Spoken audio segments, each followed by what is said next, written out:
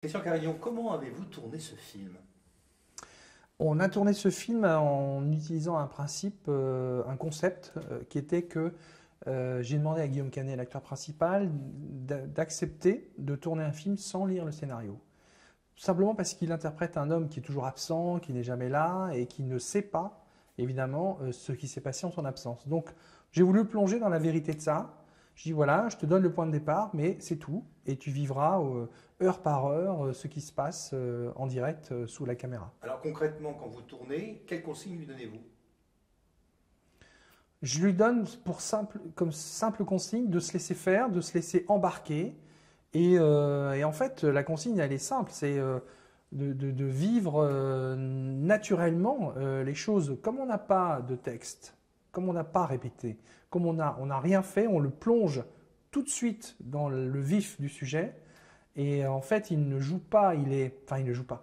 Il accepte quelque chose d'énorme pour un acteur, c'est s'abandonner et vivre lui-même, je dirais, la vérité de ce qui se passe, des questions qu'on lui pose, des émotions qu'il traverse, quoi. Alors, il faut quand même expliquer pour le téléspectateur qu'en fait, l'équipe de tournage est complètement à l'écart du comédien, donc à aucun moment ils ne communiquent ensemble. Ouais, moi, j'ai interdit à l'équipe de parler à Guillaume. Je lui ai dit, si vous avez un problème, une question à lui poser, vous venez me voir, je lui dirai.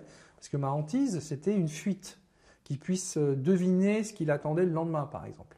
Personne ne lui parle, il ne mange pas avec nous, il ne dort pas au même endroit que nous, il est totalement isolé. Et cet isolement a cultivé encore plus sa parano. Et je pense que tout ça, c'est une gigantesque manipulation, en fait. Il y a une grosse tension dans ce film qu'on perçoit à tous les moments, entre les personnages eux-mêmes, peut-être même avec l'équipe de tournage, je ne sais pas, vous allez nous dire. Lui, il est déjà dans un état, il est hyper réceptif à tout, parce qu'il s'attend à tout. Donc il est là, il est très tendu, c'est vrai. Et comme il ne sait pas ce qu'il doit faire, doit dire, enfin il vit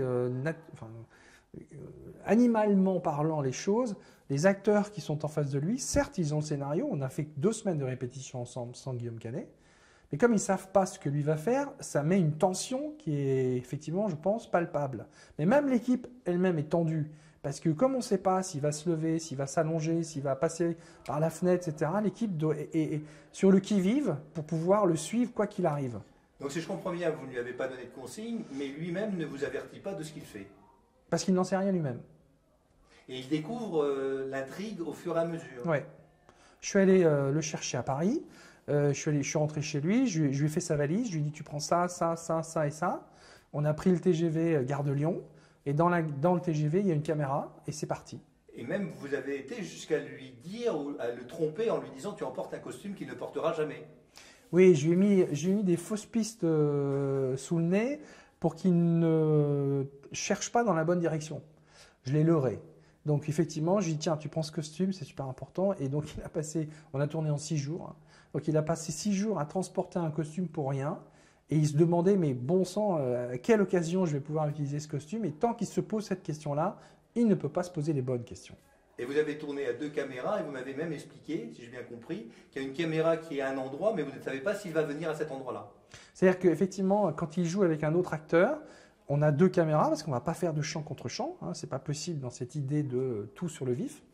Et quand il est tout seul, ben, il n'y a qu'une caméra. Donc l'autre, elle décroche et elle va s'installer dans un décor où on espère bien que Guillaume finira par venir. Mais on ne sait pas. À la fin, au bout du film, le film que vous avez réalisé, est-ce qu'il y a une frustration, c'est-à-dire des scènes que vous aviez envisagées et que vous n'avez pas? Vraiment non. Il y a même je me suis payé le luxe de couper 2 petites choses. Mais à un moment donné, il a l'envie d'aller dans la chambre du petit garçon qui a disparu.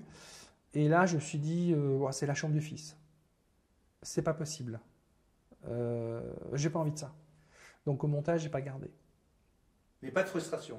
Non, parce que le film est riche de tout ce que Guillaume a vécu personnellement. Là, pour le coup, c'est très personnel. Il est riche de tous les accidents que ça a provoqué avec les autres acteurs. Et il est plein de tout ça. Moi, je trouve, après c'est le spectateur qui jugera, mais moi je trouve qu'on en voit et on en sait assez pour faire le voyage, c'est un thriller. Voilà. Et un thriller, la moindre des choses, c'est même la politesse des thrillers, c'est de mettre les gens sous tension. C'est tout ce qu'on a cherché à faire. Et vous avez le sentiment d'y être parvenu? Bah, je suis le dernier bien placé pour juger de ça.